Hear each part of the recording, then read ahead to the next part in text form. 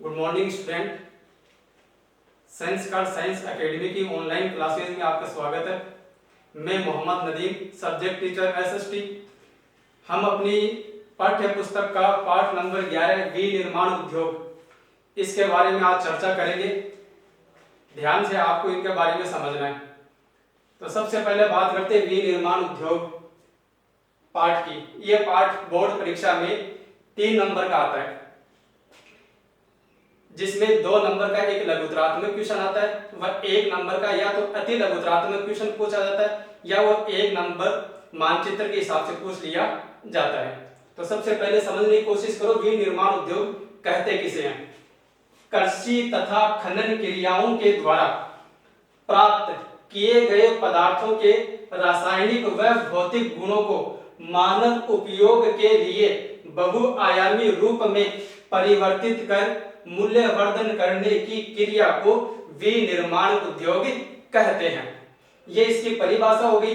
अब बात करते हैं उद्योगों की स्थापना। तो भारत में उद्योगों की जो स्थापना हुई है वो एक नई बात नहीं है। सिंधु सरस्वती सभ्यता से हमें प्रमाण मिलते हैं कि उस समय भी अनेक प्रकार के उद्योग विद्यमान थे, लेकिन अपन यहां पर बात करेंगे आधुनिक उद्योगों की।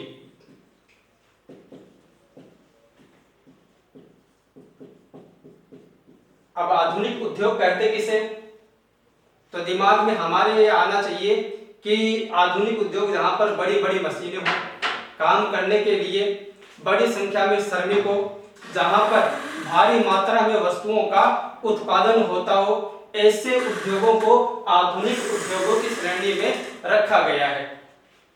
अब ऐसे उद्योगों की शुरुआत होती कहां से है, तो सबसे पहले ऐसे उद्योग की शुरुआत भारत में सन 1818 में हुई, कलकत्ता के समीप, जिसे वर्तमान में अपन बोलते हैं कोलकाता के समीप फोर्ट ग्लास्टर में सूती वस्त्र मिल की स्थापना की गई।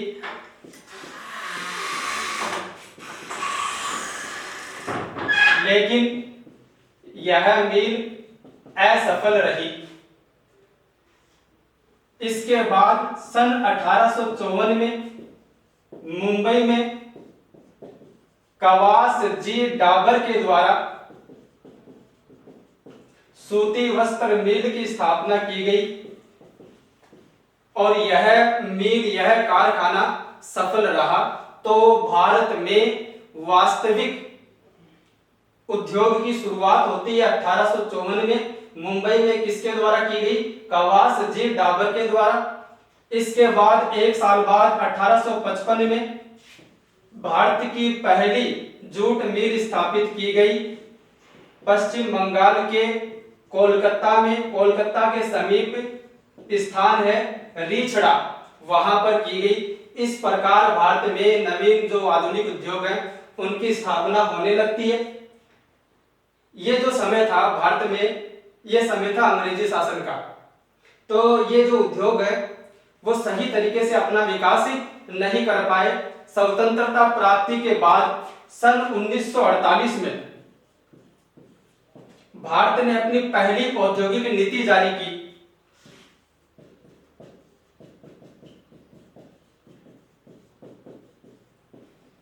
इस औद्योगिक नीति में यह प्रयास किया गया कि भारत में ऐसे उद्योगों की स्थापना की जाए जो रोजगार परक हों, यानी ज्यादा से ज्यादा लोगों को रोजगार प्रदान कर सके, जो कृषि पर आधारित हो, निर्यात पर आधारित हो।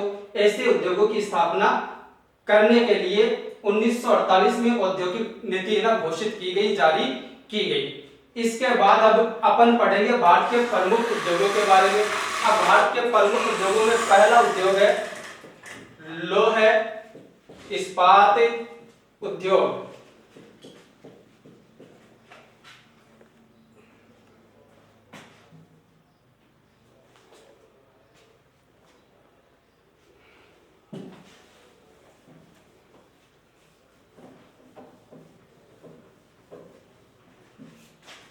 भारत के प्रमुख उद्योगों में पहला उद्योग है लौह इस्पात उद्योग। तो लौह इस्पात उद्योग को औद्योगिक अर्थव्यवस्था का आधार स्तंभ कहा जाता है। साथ ही आपको यह समझना है कि लौह इस्पात उद्योग को अन्य उद्योगों की जननी भी कहा जाता है। क्यों कहा जाता है? अनेक उद्योग, भारत के नहीं विश्व के समस्त उद्योग लौह इस्पात उद्योग पर निर्भर है। क्यों निर्भर है?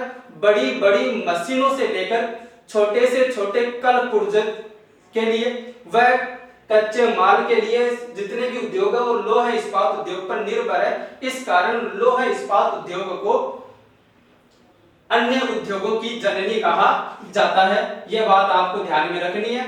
शुरुआत कहां से होती है भारत में? तो इसके लिए आपको समझना है, शुरुआत होती है 1830 में। तमिलनाडु के पास स्थान है पोर्टो नोवा, वहां पर भारत का पहला लौह इस्पात उद्योग स्थापित किया गया। अब यहीं पर समझने वाली बात दूसरी भी है, जो हमारे पुरानी किताबें सिलेबस की 2018-19 वाली किताबें हैं, उनमें आपको 1830 तमिलनाडु पोर्टो नोवा के स्थान पर मिलेगा पश्चिम बंगाल के कुल्टी नामक नगर में बाराकर आयरन वर्क्स के नाम से लौह इस्पात उद्योग की शुरुआत की गई। वापस समझो इस चीज को आप, भारत में लौह इस्पात उद्योग का पहला कारखाना स्थापित किया गया 1830 में तमिलनाडु के पास है पोर्टो नोवा में, जबकि पुरानी किताबों में आपको मिलेगा पश्चिम बंगाल के कुल्टी नामक नगर में बाराकर आयरन वर्क्स के नाम से। लेकिन आपको समझना यह है कि यह जो शुरुआत होती है वो 1870 में होती है। 1870 में कारखाना स्थापित किया गया और 1874 में कारखाने से उत्पादन शुरू किया गया। ऊपर वाला 1830 में तो प्रथम बनेगा अपना तमिलनाडु वाला ही, कि भारत का प्रथम लौह इस्पात उद्योग कौन सा है और कहां पर स्थापित किया गया? 1830 में तमिलनाडु में पोर्टो नोवा में। अब ये दोनों ही उद्योग है, दोनों ही कारखाने हैं, असफल हो गए। अब बात करते हैं सफल की या वास्तविक उद्योग की। तो भारत में वास्तविक लौह इस्पात उद्योग, सफल लौह इस्पात का कारखाना, उसकी शुरुआत हुई थी 1907 में। इसकी स्थापना करने वाले व्यक्ति का नाम है जमशेदजी टाटा। झारखंड में एक स्थान है सांकची, जिसका वर्तमान में नाम है जमशेदपुर, वहां पर इसकी स्थापना की गई। इस उद्योग को नाम दिया गया टिस्को। टिस्को की फुल फॉर्म होती है Tata iron and steel company. तो टिस्को का पूरा नाम भी पूछ लिया जाता है परीक्षाओं में कि टिस्को का पूरा नाम क्या है। तो टिस्को का पूरा नाम है Tata iron and steel company. अब यहां से वास्तविक लौह इस्पात उद्योग की या सफल कारखानों की शुरुआत होने लगती है। इसके बाद भारत के भद्रावती में, कुल्टी नामक नगर में, हीरापुर में उद्योगों की शुरुआत होती है और इन उद्योगों को सम्मिलित किया जाता है इसको में। इसको का पूरा नाम है Indian iron and steel company. अब यहां से शुरुआत होने लगती है दूसरी पंचवर्षीय योजना में। भारत में 3 उद्योग और स्थापित किए जाते हैं और ये उद्योग कहां कहां पर स्थापित किए जाते हैं ये भी आपको याद रखना है। सबसे पहले ब्रिटेन के सहयोग से बंगाल के या पश्चिम बंगाल के दुर्गापुर में उद्योग स्थापित किया जाता है। दूसरा है रूस के सहयोग से भिलाई छत्तीसगढ़ में है, वहां पर स्थापित किया जाता है। तीसरा है जर्मनी। जर्मनी के सहयोग से राउरकेला ओडिशा, यहां पर उद्योग स्थापित किया जाता है। ये लौह इस्पात उद्योग स्थापित किए गए दूसरी पंचवर्षीय योजना में। तीसरी व चौथी पंचवर्षीय योजना के मध्य एक लोहा इस्पात उद्योग और स्थापित किया जाता है, वो किया जाता है झारखंड के बोकारो में। अब इसके बारे में आपको दिमाग में रखना है कि झारखंड में स्थित जो बोकारो है और बोकारो में स्थित जो लोह इस्पात उद्योग है वह भारत का ही नहीं एशिया का सबसे बड़ा लोह इस्पात उद्योग है। अब पूछ लिया जाए कि एशिया का सबसे बड़ा लोह इस्पात उद्योग कहां पर है, तो आपको याद रखना है बोकारो झारखंड में। इतनी बात हो गई। अब इन उद्योगों पर नियंत्रण रखने के लिए सन 1973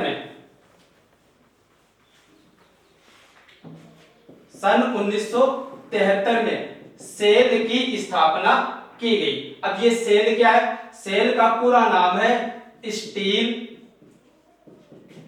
अथॉरिटी ऑफ इंडिया लिमिटेड। ये 1973 में शुरुआत की गई सेल की। सेल का पूरा नाम है steel authority of India limited. काम क्या है? लोह इस्पात उद्योग की गुणवत्ता में वृद्धि करने के उद्देश्य से सेल की स्थापना की गई। दूसरा काम इसका यह है कि यह भारत के सार्वजनिक क्षेत्र के जितने भी लोह इस्पात उद्योग है उनका प्रशासनिक कार्य देखता है। यह सेल का पूरा नाम है और सेल का काम है। इस सेल के बारे में आपको याद ही रखना है। अब बात करते हैं इसके स्थानीयकरण की कि लोह इस्पात उद्योग का स्थानीयकरण, केंद्रीयकरण या स्थापना किन स्थानों पर अधिक हुई है। तो इसके लिए आपको याद रखना है, देखो जो भी उद्योग होंगे उनकी स्थापना वहीं पर होगी जहां पर उन्हें आसानी से कच्चा माल मिल जाए, नियमित विद्युत आपूर्ति हो, सस्ते श्रमिक उपलब्ध हो, सस्ता परिवहन उपलब्ध हो। तो जहां पर कच्चा माल, और लोह इस्पात उद्योग के लिए कच्चा माल चाहिए लोह अयस्क, कोयला, मैंगनीज, साथ में नियमित विद्युत आपूर्ति, सस्ता श्रम, सस्ता परिवहन जहां पर उपलब्ध है वहीं लोह इस्पात उद्योग की स्थापना अधिक हुई है। ये लोह इस्पात उद्योग वाला टॉपिक अपना पूरा होता है। अब इससे आगे की बात करते हैं। दूसरा उद्योग अपना सूती वस्त्र उद्योग।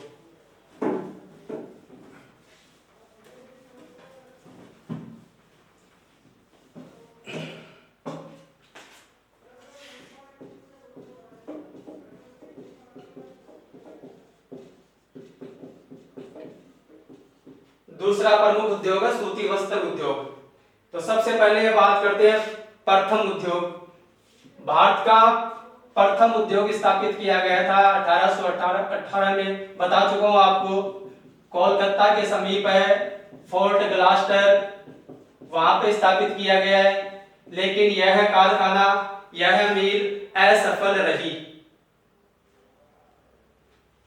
इसके बाद सन 1854 में मुंबई में, यह भी बता चुका हूं, कवास जी डाबर के द्वारा सूती वस्त्र मिल स्थापित की गई। यह भारत की पहली सफल सूती वस्त्र मिल थी।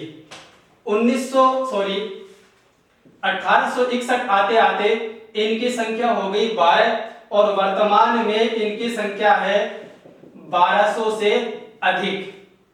तो भारत में 1200 से अधिक सूती वस्त्र मिले हैं वर्तमान में, जिनसे 40 लाख लोगों को प्रत्यक्ष रूप से रोजगार प्राप्ति होता है।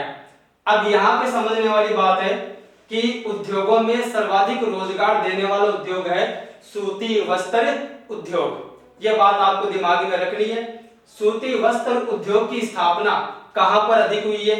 तो इसके लिए आपको याद रखना, सबसे पहले कच्चा माल, और कच्चे माल के लिए हमें सूती वस्त्र उद्योग के लिए चाहिए कपास।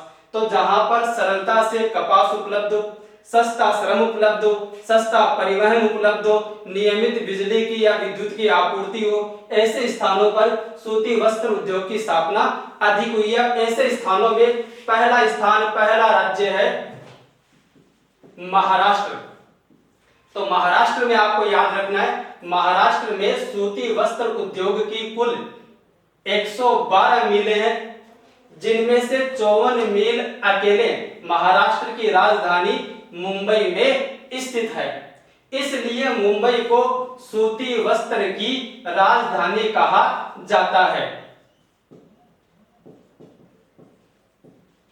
दूसरा राज्य है गुजरात। गुजरात में सूती वस्त्र की 135 मिलें हैं, जिनमें से 67 मिलें अकेले अहमदाबाद में है। अहमदाबाद में 67 मिलें होने के कारण अहमदाबाद को पूर्व का बोस्टन कहा जाता है। तीसरा जो राज्य है तमिलनाडु है। चौथा मध्य प्रदेश है। अब बात करते हैं अपने राजस्थान की, कि राजस्थान में भी सूती वस्त्र उद्योग है या नहीं। तो राजस्थान में भी सूती वस्त्र उद्योग की स्थापना की गई है। भीलवाड़ा है, पाली है, श्री गंगानगर है। इन जिलों में क्यों की गई है? क्योंकि यहाँ पर चंबल घाटी परियोजना से व भाखड़ा नांगल परियोजना से इन उद्योगों को सस्ती विद्युत की आपूर्ति हो जाती है। दूसरा, यहाँ के मैदानों से कपास उपलब्ध हो जाती है। और तीसरी बात, ऐसे स्थान जहाँ की जलवायु आर्द्र हो, वहां पर इन उद्योगों की स्थापना अधिक हुई है। तो यहाँ पर जलवायु को आर्द्र बनाए रखने के लिए प्रशीतलकों का उपयोग किया जाता है। ये राजस्थान के बारे में हो गया। अब बात करते हैं राजस्थान में किस प्रकार का कपड़ा बनाया जाता है अधिक। तो राजस्थान में शूटिंग व शर्टिंग कपड़े बनाए जाते हैं, या शूटिंग व शर्टिंग बनाने की मिलें ना अधिक है। ये राजस्थान के बारे में कंप्लीट हो गया।